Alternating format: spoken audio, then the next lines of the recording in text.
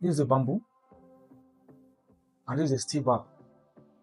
Which of this material is better to use as reinforcement for building construction? Recently, you have been seeing so many construction where people use bamboo as replacement for steel, and such kind of work come under criticism on different angles. So I want to let you know that it's not a bad practice. We are looking for a way to replace steel.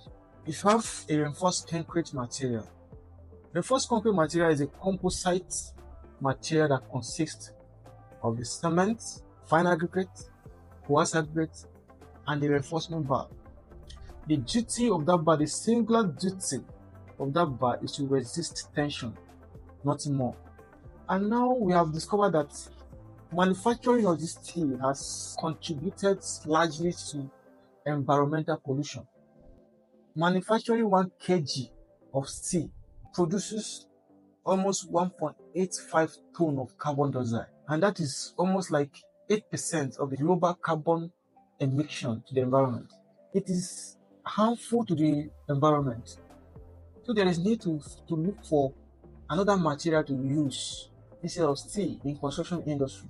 And that is where the idea of bamboo came in. Several studies and research has been made to find out if bamboo can replace steel.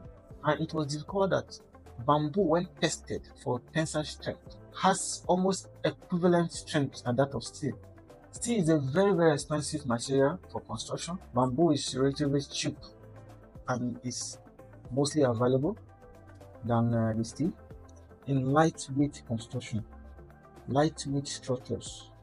That is where we can use bamboo instead of steel. The other benefit of bamboo again is that bamboo produces oxygen and absorbs carbon dioxide. When more production of bamboo is encouraged, it means that it will be better for environment because bamboo helps in extracting carbon dioxide from the environment and release oxygen to the environment. The world is looking at a way of boycotting steel. So when you see anybody making use of bamboo for his construction, lightweight structures, it is okay.